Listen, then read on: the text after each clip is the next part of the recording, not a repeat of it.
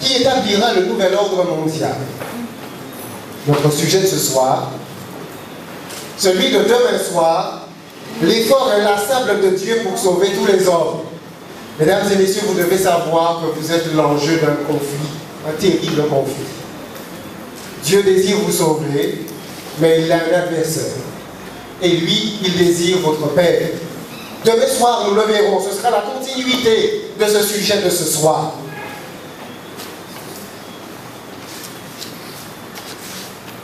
Durant les années 1960 et 1970, les équipes archéologiques irakiennes entreprennent la restauration des monuments antiques du pays. Et cela dans un but touristique. Ils vont réaliser et restaurer le temple de Nima, mais ils vont particulièrement s'occuper du site de Babylone. Babylone se trouve dans la région de l'Irak. En 1979 arrive au pouvoir Saddam Hussein, qui lui aussi va s'intéresser et se rattacher à l'antique passé de la Mésopotamie. Avec l'arrivée de Saddam Hussein, le programme de reconstruction de Babylone va s'intensifier. Et Saddam Hussein a de grands projets pour Babylone. Il a de grands projets pour son pays. Il veut renouer avec son antique passé. D'ailleurs, juste à côté de Babylone, il va construire son palais, un magnifique palais. Mais il y a une prophétie sur Babylone. Et cette prophétie, une antique, ancienne prophétie du prophète Ésaïe, qui déclare au chapitre 13 et au verset 19 à 20, « Et Babylone, l'ornement des royaumes, la fière parure des Chaldéens sera comme Sodome et Gomorrhe que Dieu détruisit.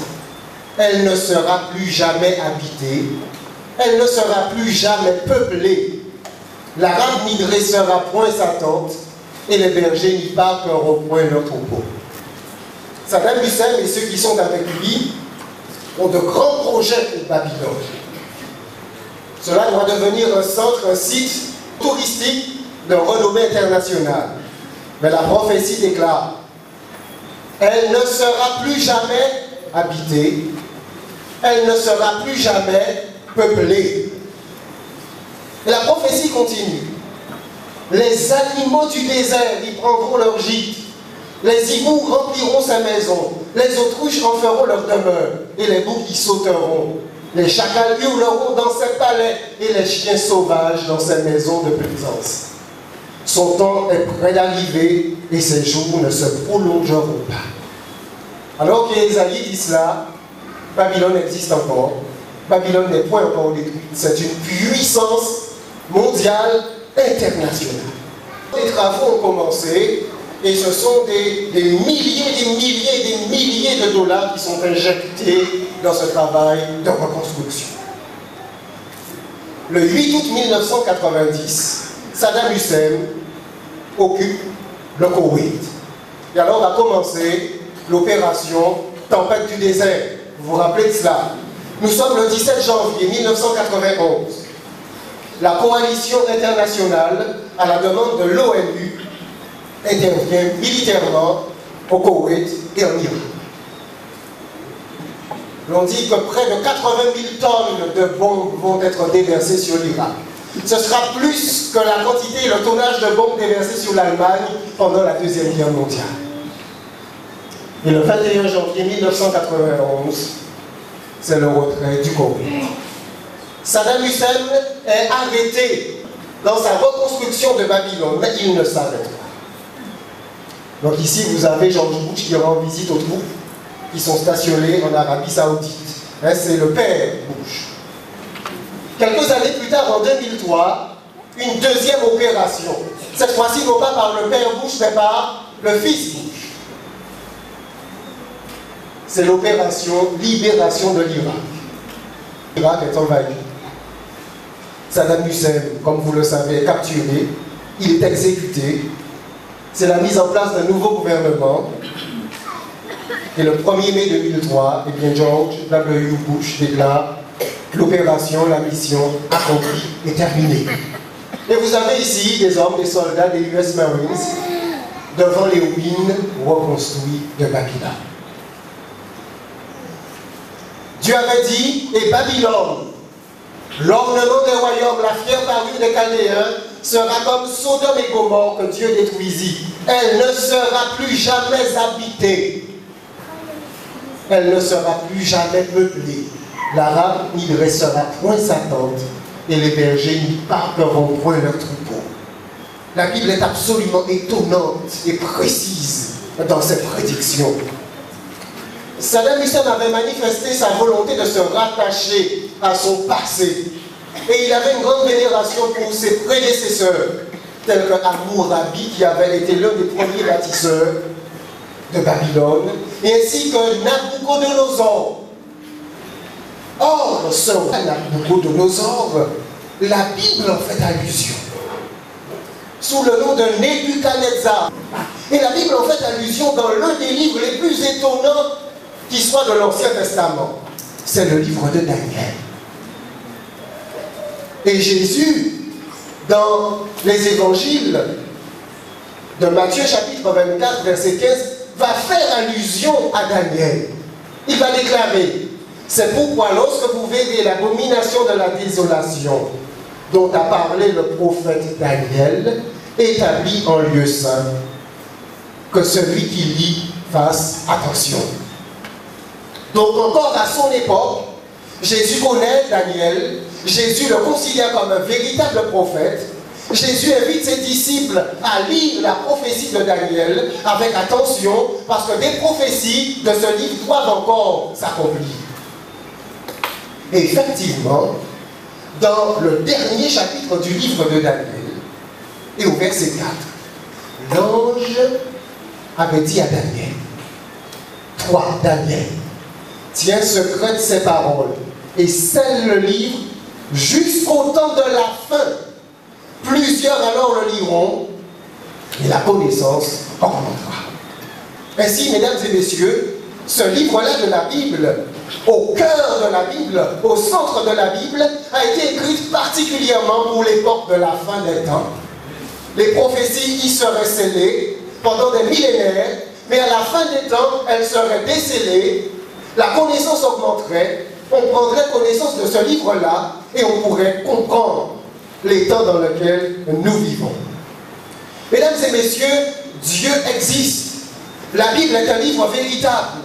Le prophète Ésaïe déclare au chapitre 46 et au verset 9 et 10, « Car je suis Dieu, et il n'y en a point d'autre. Je suis Dieu, et nul n'est semblable à moi. J'annonce dès le commencement ce qui doit arriver, et longtemps d'avance ce qui n'est pas encore accompli. » Et maintenant, nous allons faire connaissance avec Nebuchadnezzar, un roi majestueux, un potentat, un dictateur farouche et cruel. Nebuchadnezzar va avoir un songe. Et je lis avec vous. La seconde année du règne de Nebuchadnezzar, Nebuchadnezzar eut des songes. Il avait l'esprit agité et ne pouvait dormir. Le roi fit appeler les magiciens, les astrologues, les enchanteurs et les chaldéens pour qu'ils lui disent ses songes. Voyez-vous, à cette époque, les hommes sont absolument et profondément religieux. Magiciens, astrologues, enchanteurs, tous des spécialistes occultes. Les astrologues, ce sont ceux qui ont la capacité de lire les astres et au travers des astres de prédire l'avenir. C'est d'ailleurs de Babylone que nous vient l'astrologie. Ce sont eux qui ont inventé cette science. C'était de profonds observateurs des astres. Ils s'y connaissaient très bien. Mais attention, à cette époque, de même qu'en Égypte, les songes étaient révélateurs des mystères des dieux. Lorsque les dieux voulaient transmettre un message, ils passaient par les songes. Ce roi a un songe. Et ce songe le trouble absolument. Et pour lui, c'est un message. Un message des dieux, un message de Marduk qui lui vient. Ces sages vinrent, ils se présentèrent devant le roi. Le roi leur dit, j'ai eu un songe. Mon esprit est agité et je voudrais connaître ce songe. Il y a une difficulté, c'est que d'habitude, le roi a le songe Il le révèle et les sages peuvent en donner l'interprétation et imaginer, extrapoler tout ce qu'ils désirent. Mais là, il y a une difficulté. C'est que le roi ne se rappelle pas de son songe. Parmi ces sages de Babylone, il y a des jeunes hébreux. Ils sont au nombre de 4. Daniel, l'auteur d'ailleurs du livre qui raconte l'histoire, ses compagnons, Shadrach, Meshach et Abednego. Le roi entre dans une colère terrible, une colère forte. Il demande l'extermination immédiate des sages de Babylone. L'histoire raconte que ce n'était pas un fait nouveau, ça n'était pas extraordinaire. Et alors on était sur le point d'exécuter la sentence quand Daniel va demander un délai. Rapidement, il rassemble ses amis et ensemble, pendant la nuit, ils se mettent à prier. Dieu va révéler à Daniel le songe du roi ainsi que son interprétation. Et vous allez voir que ce songe nous concerne et nous touche de près. Nous, ainsi que les différents royaumes de ce monde qui nous entourent. Daniel va se présenter devant le roi et Daniel va lui dire qu'il a son songe et qu'il peut lui en donner l'explication. Et Daniel va lui dire, Daniel 2, verset 28, mais il y a dans les cieux un Dieu qui révèle les secrets et qui a fait connaître au roi Nebuchadnezzar ce qui arrivera dans la suite des temps. Et si le rêve, le songe de ce roi mésopotamien, babylonien, est un songe que Dieu va lui révéler afin de lui montrer les grandes trames de l'histoire et de l'avenir. Dieu est bien étrange. Il ne choisit pas un croyant, il choisit un incroyant, il choisit le roi, le potentat de la plus puissante nation de l'époque. Dieu fait ce qu'il veut. Il va révéler à cet homme son plan. Nous allons lire cette vision. Elle se trouve dans Daniel 2, versets 31 à 36. Nous sommes vers les années 604 avant Jésus-Christ. Nous lisons ensemble. Ô roi, tu regardais et tu voyais une grande statue. Cette statue était immense et d'une splendeur extraordinaire. Elle était debout devant toi et son aspect était terrible. La tête de cette statue était d'or pur. Sa poitrine et ses bras étaient d'argent. Son ventre et ses cuisses étaient d'airain. Regardez bien la description de cette statue. Splendeur, extraordinaire, statue immense. Son aspect est terrible. Ses jambes de fer, ses pieds en partie de fer et en partie d'argile. Tu regardais, lorsqu'une pierre se détacha, sans le secours d'aucune main, frappa les pieds de fer et d'argile de la statue et les mit en pièces. Alors, le fer, l'argile, l'airain, l'argent et l'or furent brisés ensemble et devinrent comme la balle qui s'échappe du nerf en été. Le vent les emporta et nulle trace n'en fut retrouvée. Mais la pierre qui avait frappé la statue devint une grande montagne et remplit toute la terre. Voilà le songe. Nous en donnerons l'explication devant le roi. Ainsi, le roi Nebuchadnezzar voit une statue colossale, immense, de grande splendeur, faite de métaux différents, avec la tête en or, la poitrine et les bras en argent, le ventre et les cuisses en airain, les jambes de fer, les pieds en partie de fer et d'argile. Il voit ensuite une pierre qui se détache, frappe la petite pierre, frappe les pieds de la statue. Ensuite, cette petite pierre devint une grande montagne. Voici la vision qu'a Nebuchadnezzar et Daniel va lui en donner l'explication. Au verset suivant, 38 et 39, Daniel va dire à Nebuchadnezzar, c'est toi qui es la tête d'or. Le Dieu des cieux t'a donné l'empire, la puissance et la gloire. Ainsi donc, La tête d'or symbolise le règne de Nebuchadnezzar. Nebuchadnezzar est le chef de l'empire mondial. Nebuchadnezzar est le chef de l'empire universel. Rappelez-vous de notre sujet de ce soir. Qui instaurera le nouvel ordre mondial? Nous allons répondre doublement à cette question. Non seulement qui va l'instaurer, mais qui instaurera le nouvel ordre mondial qui durera? Nous répondrons à ces deux questions ce soir, parce que la statue de Daniel répond précisément à cette question. Voici le premier empire mondial, le premier empire universel, c'est l'empire babylonien. Nebuchadnezzar représente cet empire, et cet empire va durer de 605 à 539 avant Jésus-Christ. Et Daniel va dire à Nebuchadnezzar, au verset suivant, « Après toi, il s'élèvera un autre royaume moindre que le tien. » Et Daniel commence à prophétiser. Il commence à expliquer l'avenir. Babylone ne devait pas durer éternellement. Après lui, devait s'élever un autre royaume. Mais à chaque fois, Daniel va donner la caractéristique précise du royaume qui devra venir. Babylone serait le royaume de gloire. Aucun royaume après lui n'égalerait Babylone dans la splendeur, dans la magnificence. C'est la raison pour laquelle il sera défini par la tête d'or. Vous allez remarquer que les métaux décroissent en valeur. Après toi, il s'élèvera un autre royaume moindre que le tien. Même puissance, grandeur, c'est le royaume des Mèdes et des Perses qui effectivement existait, l'histoire en témoigne, de 539 à 331 avant Jésus-Christ. Nebuchadnezzar n'a pas eu le temps de voir la décadence de son royaume.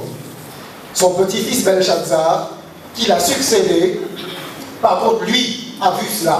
Daniel était encore vivant lorsque cela s'est produit. Et au chapitre 5 de son livre, et au verset 31, il écrit, « Et Darius le Mède s'empara du royaume, étant âgé de 62 ans. » La prophétie s'accomplit à la lettre, mesdames et messieurs. À la lettre. Mais il y a plus que cela. Dans le livre du prophète Ésaïe, au chapitre 45, verset 1er, près de 150 ans auparavant, le prophète Ésaïe avait déjà annoncé cela. Et le prophète Ésaïe avait même écrit et révélé le nom du roi qui devait s'emparer de Babylone. C'était le roi Cyrus. Ainsi parle l'Éternel à son roi, à Cyrus qu'il tient par la main pour terrasser les nations devant lui. Et pour relâcher la ceinture des rois, pour lui ouvrir les portes, afin qu'elles ne soient point fermées. Ici, vous avez le cylindre de Cyrus que l'on trouve encore aujourd'hui dans les différents musées. Je crois le musée de Berlin, vous avez ce cylindre. Et dans ce cylindre est contenue l'histoire de cette bataille. Les Babyloniens étaient absolument sûrs d'eux, sûrs de leur sécurité, parce que les remparts, les murs extérieurs qui protégeaient Babylone étaient réputés pour leur solidité, leur hauteur proverbiale. Possédant des réserves de nourriture pour près de 20 ans, ils se moquaient des soldats Mèdes et Perses qui étaient autour de la ville de Babylone. Il dit aux Mèdes et aux Perses, vous verrez comment nous allons résister à vos assauts. Mais attention, regardez bien, la Bible, par son prophète Ésaïe, plus de 150 ans auparavant, avait même prophétisé la stratégie. Dieu avait dit, je dis à l'abîme, dessèche-toi. Je tarirai tes fleuves. Je dis de Cyrus, il est mon berger, et il accomplira toute ma volonté. Il dira de Jérusalem qu'elle soit rebâtie, et du temps qu'il soit fondé. 150 ans avant, je dis à l'abîme, l'Esprit de Dieu se mouvait à la surface de l'abîme, donc c'est l'eau. Je dis à l'abîme, dessèche-toi. Je tarirai tes fleuves. Donc vous voyez que les fleuves sont taris. Pourquoi? Lorsque Cyrus est arrivé devant la ville de Babylone, l'un des bras de l'Euphrate traversait la ville. Cyrus, avec ses soldats, a dévié ce bras de l'Euphrate et le courant d'eau s'est dirigé vers le désert. De sorte que pendant la nuit, les hommes de Cyrus ont pris le cours à la place de l'eau, sont entrés dans le cours du fleuve et ils sont passés sous les bords de la ville. Et alors que la ville était en liesse et que Belshazzar, le roi d'alors, faisait bombance, ils ont pénétré rapidement au cœur de la ville. Et très rapidement, Babylone est tombée. Dieu avait dit, dessèche-toi, je tarirai tes fleuves. C'est par le bras de l'Euphrate. Et bien que Cyrus est entré dans la ville de Babylone. Ce que Dieu a dit, cela s'accomplit. Les Juifs sont arrivés auprès de Cyrus et lui ont dit, regarde Cyrus, ce que Dieu a déclaré de toi. Même ton nom est dans la prophétie. C'est toi qui devras donner l'ordre de rebâtir Jérusalem qui était détruite. Cyrus s'est engagé complètement à faire toute la volonté de Dieu. Il a donné l'ordre de reconstruire le temple de Jérusalem. Il a tout fait. Voyez-vous comme la Bible est extraordinaire? La Bible est formidable. Pour l'amour de mon serviteur Jacob, avait dit Dieu, toujours en Ésaïe, et d'Israël mon élu, je t'ai appelé par ton nom. Je t'ai parlé avec bienveillance avant que tu me connusses. Je suis l'Éternel et il n'y en a point d'autre. Hors moi, il n'y a point de Dieu. Je t'ai saint avant que tu me connusses. C'est afin que l'on sache, du soleil levant au soleil couchant, que hors moi, il n'y a point de Dieu. Je suis l'Éternel et il n'y en a point d'autre. Mesdames et messieurs, c'est Dieu qui contrôle la destinée des nations. Et nous allons le voir de manière certaine dans la parole de Dieu. Oh, les hommes ont une grande liberté d'action. L'ennemi des âmes a un grand champ d'action. Mais le contrôle final et décisif appartient à Dieu. Retournons à Daniel. Toujours du temps des Mèdes et des Perses. Daniel, dans le chapitre 11 de son livre, un chapitre extraordinaire, très mal connu. Daniel va même dire combien de rois vont survenir encore à Babylone de manière précise. L'ange va venir auprès de Daniel. Et l'ange va dire à Daniel, et moi, la première année de Darius le Mède, j'étais auprès de lui pour l'aider et le soutenir. Maintenant, je vais te faire connaître la vérité. Voici, il y aura encore 3 rois en Perse. Extraordinaire. Le 4e amassera plus de richesses que tous les autres. Et quand il sera puissant par ses richesses, il soulèvera tout contre le royaume de Javan. Javan, c'est l'ancien nom dans l'histoire de la Grèce. Nous sommes à la première année de Darius. Et l'ange révèle à Daniel. Après le roi Darius, il y aura encore 3 autres rois. Daniel aura le temps de mourir. 3 autres rois. Le dernier va amasser plus de richesses. Même sa richesse est décomptée. Et ensuite, il va soulever tout contre le royaume de Javan. Donc il y aura guerre entre les Mèdes et les Perses et la Grèce, royaume de Javan. Tout est là, clairement écrit. Et effectivement, les Mèdes et les Perses ont régné de 539 avant Jésus-Christ jusqu'à 331 avant Jésus-Christ. La prophétie de la statue poursuit. Puis un 3e royaume qui sera d'airain et qui dominera sur toute la terre. La caractéristique de Babylone, c'était la gloire. La caractéristique des Mèdes et des Perses, c'était aussi la gloire, mais de manière moindre. Mais ici, la caractéristique de ce royaume, c'est la domination. C'est la domination. Cela s'est passé de manière parfaite et certaine dans l'histoire. Ce 3e royaume, c'est celui de la Grèce, avec Alexandre le Grand. Alexandre le Grand est connu dans l'histoire pour sa domination extraordinaire.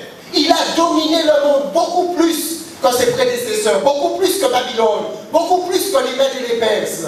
L'étendue de son royaume dépassait celui de ses prédécesseurs. Voilà pourquoi il nous est présenté comme étant celui qui domine. Dans le livre de Daniel 7, il nous est présenté sous le symbole d'un léopard, à 4 têtes et à 4 ailes. Le léopard, c'est un des animaux les plus rapides. Les 4 ailes sont le symbole de la rapidité de ses conquêtes. Et il est dit en Daniel 11, verset 3, regardez la précision que Daniel va donner. Il s'élèvera un vaillant roi qui dominera avec une grande puissance et il fera ce qu'il voudra. Alexandre le Grand.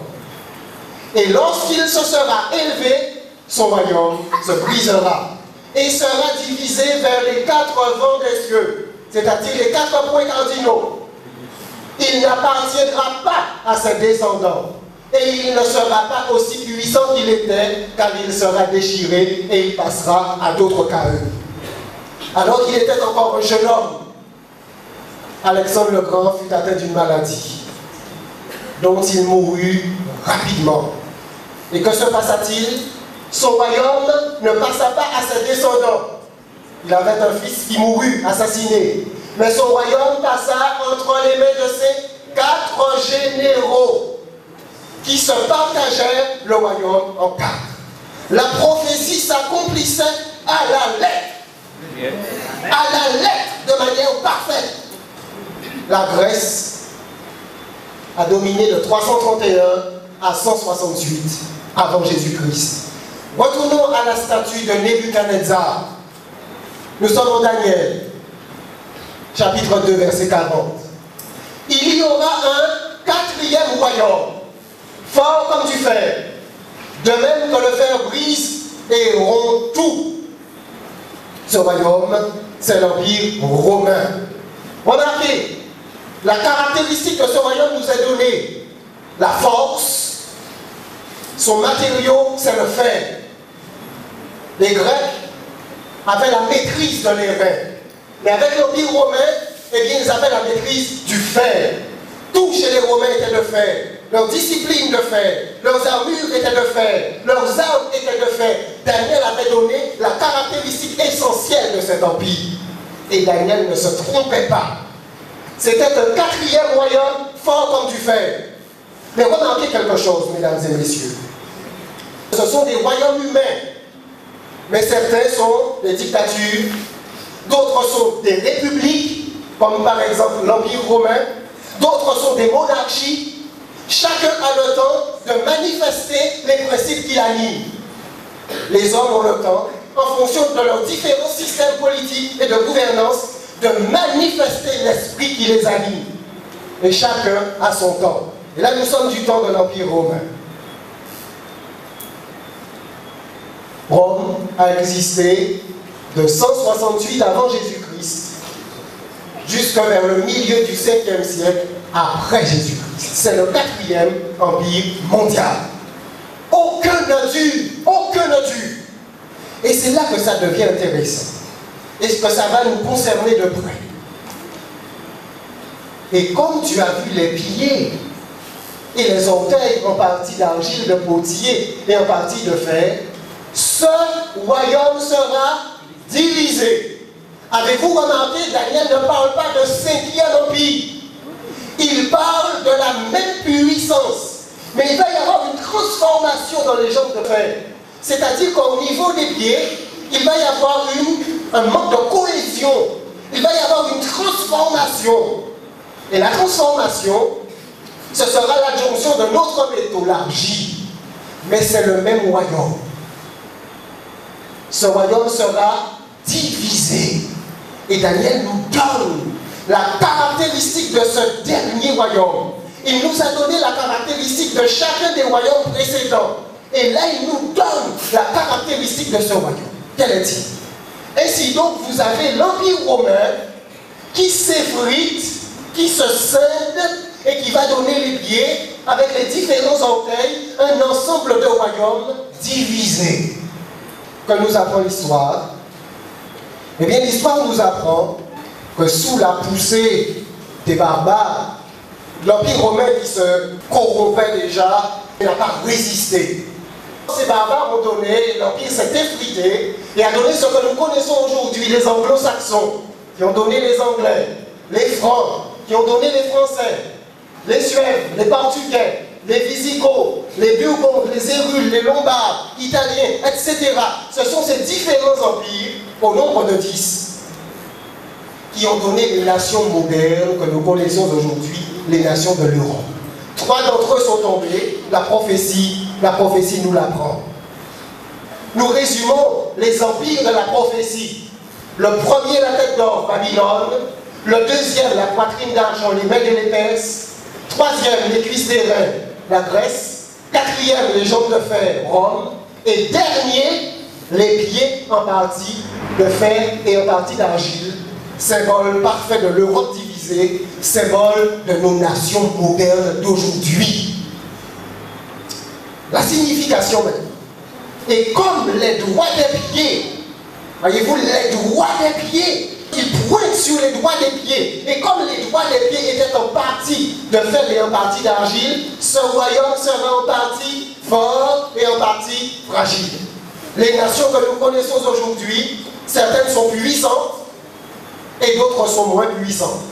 Vous avez l'Allemagne, vous avez l'Angleterre, vous avez la France, et vous avez des régimes qui sont beaucoup moins puissants.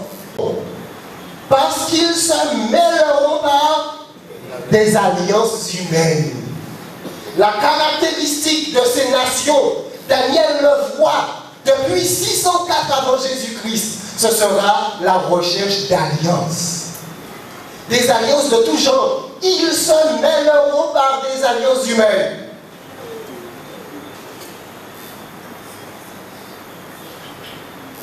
L'histoire connaît, l'histoire témoigne exactement de cette prophétie. Daniel dit, ils ne seront point unis l'un à l'autre, de même que le fer ne s'allie point avec l'argile. Des hommes puissants, Louis XIV, Charles V, Charlemagne, Napoléon, Hitler, tous ont tenté de réunifier l'Europe et de mettre en place un empire universel. Hitler rêvait le Troisième Reich qui durerait 1000 ans. Il faisait référence au millénium du livre de l'Apocalypse, mais il a échoué. Tous ont échoué. Aucun n'a réussi. Vous avez ici ces hommes, Churchill, Roosevelt, Staline, lors de la conférence de Yalta, tous tentent d'une manière ou d'une autre d'influencer et d'orienter le monde.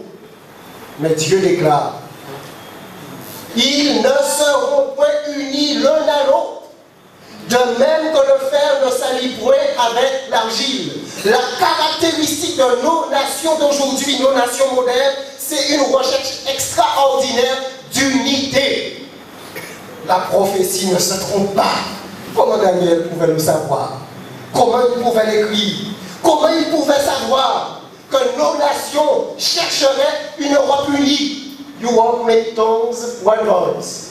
Du Conseil de la coopération culturelle, postère, je l'ai dit hier soir, imprimé en 1992 pour la promotion du Parlement européen, la construction de l'Europe. Mais regardez ce qui suit. 2009 peut être l'année de naissance d'un nouveau capitalisme, d'un nouvel ordre mondial. La crise est mondiale. Il faut que nous lui apportions une réponse mondiale. Et j'en appelle à tous les gouvernements. Aucun d'entre nous n'en sortira en faisant sa propre politique dans son coin, isolé de ce que font les autres. Aucun. Et je peux vous dire une troisième chose. On ira ensemble vers ce nouvel ordre mondial. Et personne, je dis bien personne, ne pourra s'y opposer.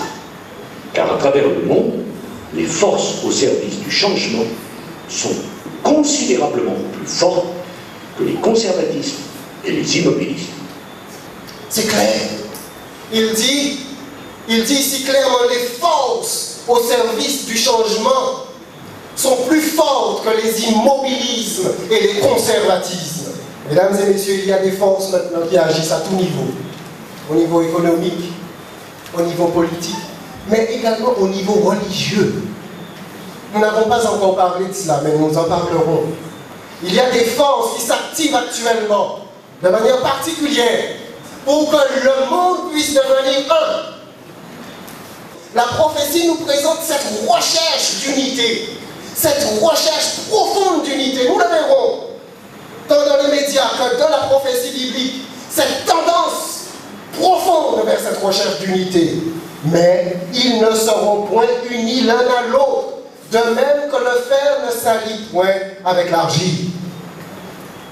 Et Daniel déclare, dans le temps de ces rois, le Dieu des cieux suscitera un royaume qui ne sera jamais détruit et qui ne passera point.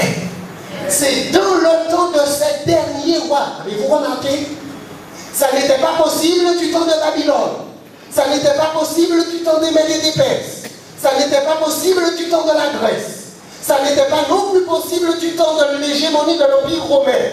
Mais c'est dans les temps de ces derniers rois, des nations modernes d'aujourd'hui, que la prophétie nous dit que dans le temps de ces rois, le Dieu des cieux suscitera un royaume qui ne sera jamais détruit et qui ne passera point sous la domination d'un autre peuple. Il brisera et anéantira tous ces royaumes-là, et lui-même subsistera éternellement. Amen. Mesdames et messieurs, tout ce que Daniel avait prédit s'est accompli à la lettre. Amen. Tout ce qu'il a dit s'est accompli. Il a annoncé la décadence, la chute et la ruine de Babylone. Cela s'est accompli à la lettre. Dieu a dit que Babylone ne sera plus jamais réhabitée. Cela s'accomplit jusqu'à aujourd'hui. Et Babylone est un désert. Et ce sont les animaux aujourd'hui qui l'habitent. Ce que Dieu dit s'accomplit. Dieu a annoncé l'émergence de la Grèce. Cela est arrivé. Dieu a annoncé sa décadence et son remplacement par l'Empire romain. Cela s'est arrivé. La force de l'Empire romain a été prédite. Sa discipline de fer a été annoncée. Tout s'est accompli. La parole de Dieu a annoncé la division et la division de nos royaumes d'aujourd'hui. Et c'est ce que nous voyons. Nous connaissons des alliances de tout genre, l'OTAN, l'ONU, l'Organisation mondiale du commerce, des alliances de tout ordre aujourd'hui, alliances politiques, alliances économiques, alliances religieuses. La prophétie s'accomplit à la lettre. Et Dieu dit, dans le temps de ces rois, le Dieu des cieux va susciter son royaume. Et Daniel déclare, c'est ce qu'indique la pierre que tu as vue se détacher de la montagne sans le secours d'aucune main. Qui a brisé le fer, les reins, l'argile, l'argent et l'or. Mesdames et messieurs, Daniel finit l'explication de la prophétie. Au verset 45, il déclare, le songe est véritable et son explication est certaine. Mesdames et messieurs, ce que Dieu a dit s'accomplira. Chers jeunes, nous vivons dans un temps crucial. Chers enfants, nous vivons dans un temps particulier aujourd'hui. Nous vivons dans le temps qui précède immédiatement la venue de notre Sauveur Jésus-Christ. Préparons-nous pour le recevoir. Jésus déclare, lorsque vous verrez les événements de ce monde se produire sous vos yeux, redressez-vous et levez la tête, parce que votre délivrance est proche. Amen. Mesdames et messieurs, le Seigneur Jésus revient. Il va instaurer son royaume. Royaume de paix, royaume de justice, royaume d'amour. Dieu a donné déjà depuis des milliers d'années le temps aux hommes de présenter ce qu'ils ont dans leur ventre, si je puis m'exprimer ainsi. Mais chacun a montré sa cruauté. Chacun a montré sa barbarie, chacun a montré sa corruption, chacun a montré son injustice. Et aujourd'hui, Dieu permet aux démocraties de manifester les principes qui les animent.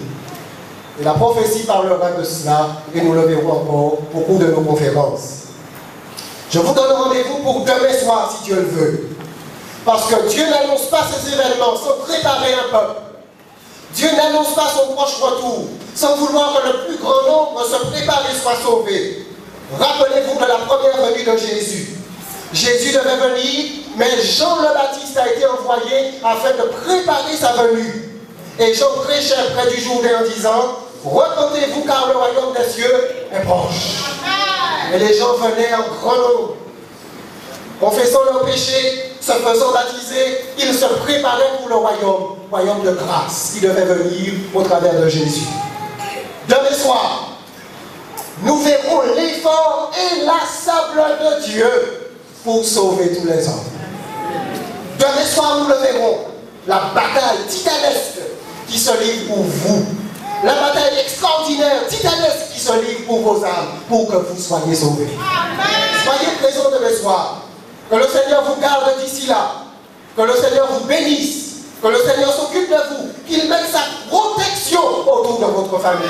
Et nous disons Amen. Amen.